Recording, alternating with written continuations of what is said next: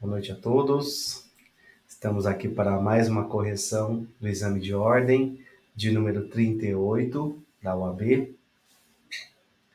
Hoje é dia 9 de julho de 2023, a prova foi hoje e vamos deixar essa correção para o pessoal dos futuros preparatórios também estudarem, né? Vamos lá então. A prova foi uma prova fácil para média, tá? Não foi uma prova bizarra, não foi uma prova absurda. Tranquila de fazer, desde que você conhecesse um pouquinho da Constituição Federal. Vamos lá? Então, correção de constitucional a partir de agora.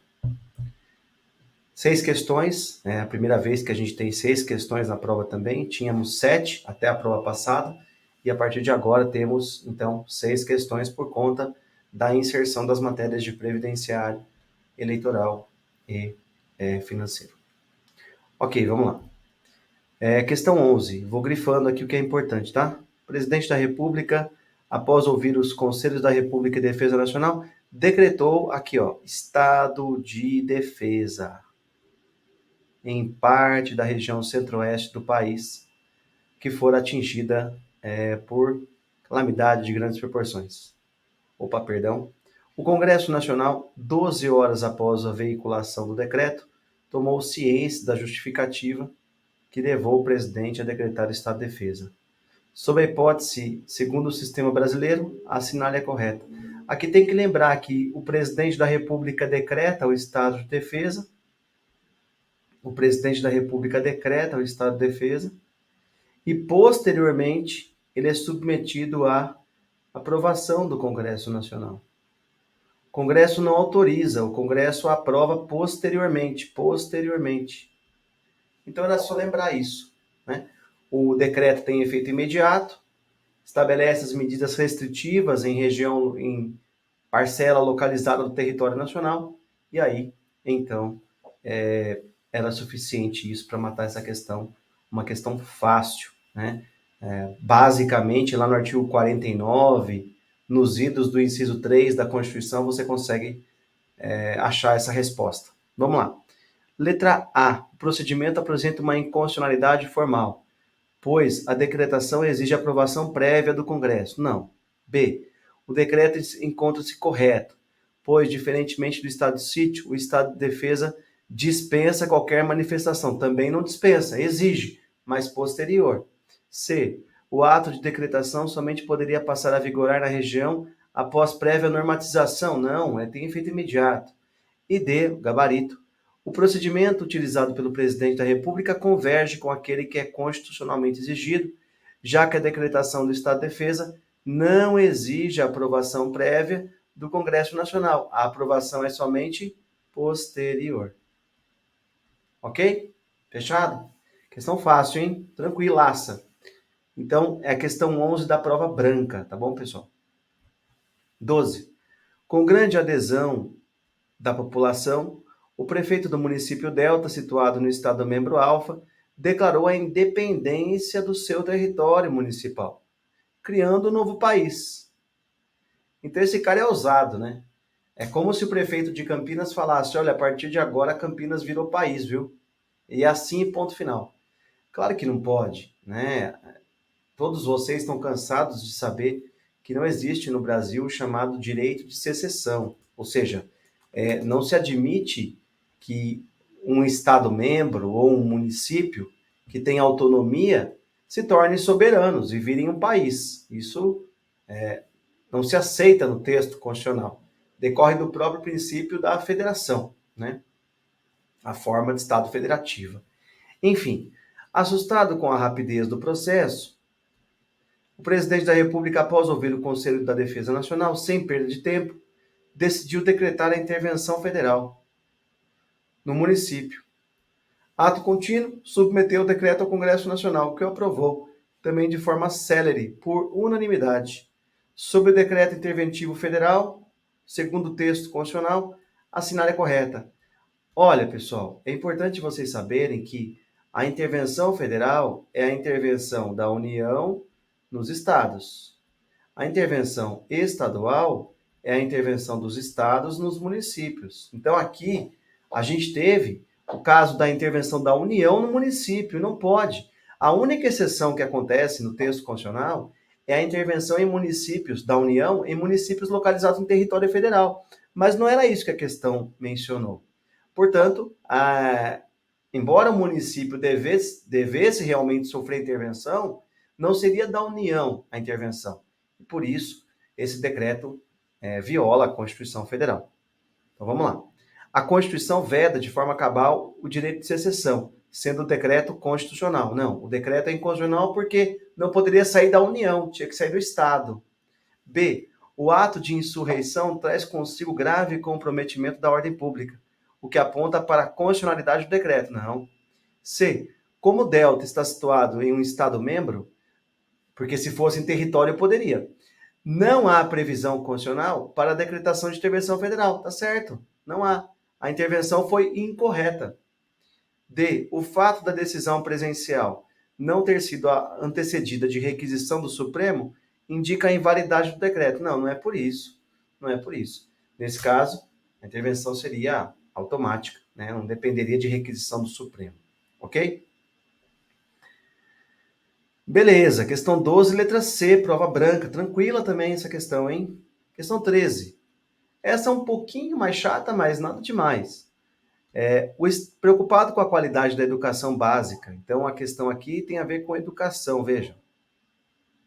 Ofertada pela rede de ensino público municipal, em rede de ensino municipal do município Teta, o prefeito da cidade pretende apresentar o projeto de lei à Câmara Municipal, no qual uma série de melhorias está prevista. No entanto, ciente da ausência de recursos orçamentários e financeiros para efetivar o que está previsto no projeto, o prefeito levantou a hipótese de criar uma taxa de serviço que seria paga por aqueles que viessem a utilizar dos serviços municipais de educação básica, ensino fundamental e médio.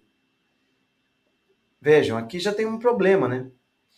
E seus estabelecimentos oficiais. Antes de enviar o projeto de lei, o prefeito consultou sua assessoria sobre a conformidade constitucional do projeto, sendo-lhe corretamente informado que a cobrança da taxa. Então, vejam, o artigo 206 da Constituição Federal, ele fala que estabelece entre os princípios da educação pública o princípio da gratuidade.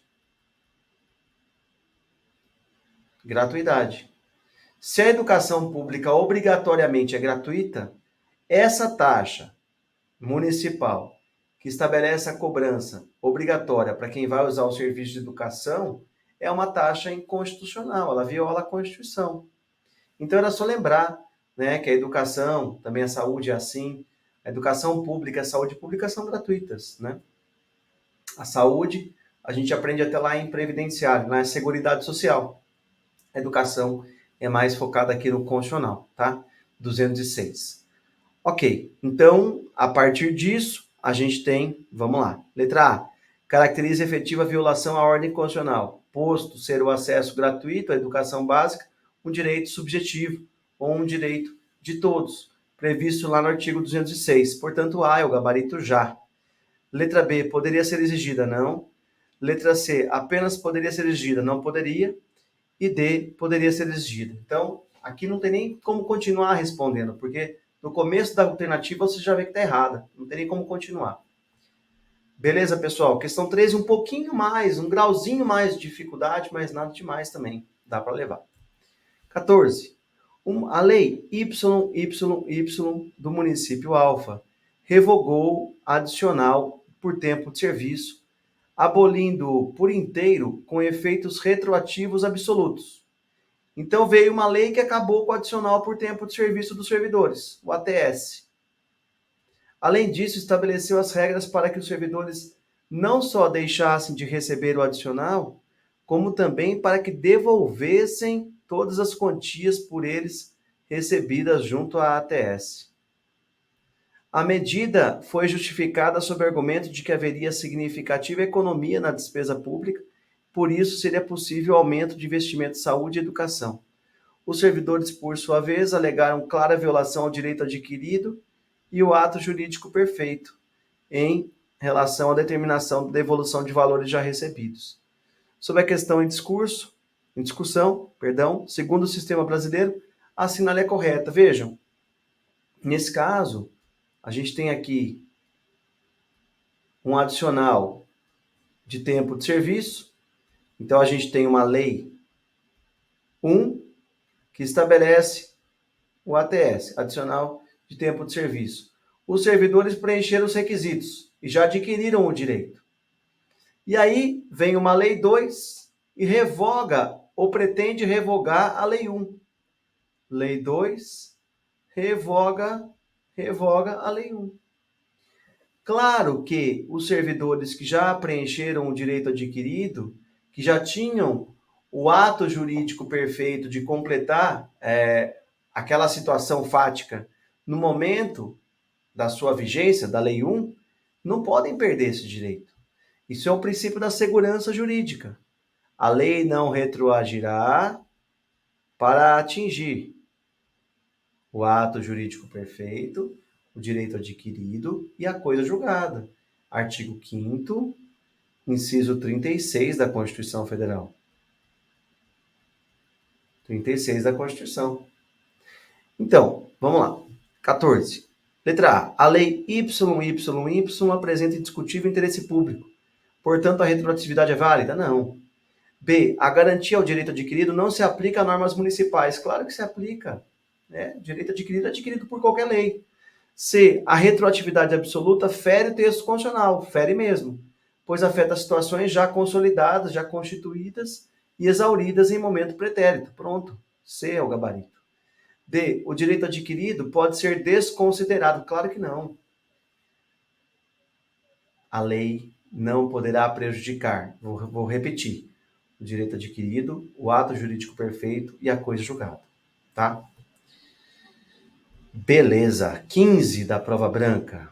Procurador-Geral da República, preocupado com o grande número de decisões judiciais divergentes em âmbito nacional, referentes à possível inconstitucionalidade da Lei Federal XX 2021, ajuizou perante o STF uma ADC, Ação Declaratória de Constitucionalidade, visando adiar a controvérsia judicial. Em março de 22, no julgamento de mérito, o STF decidiu pela improcedência da ADC.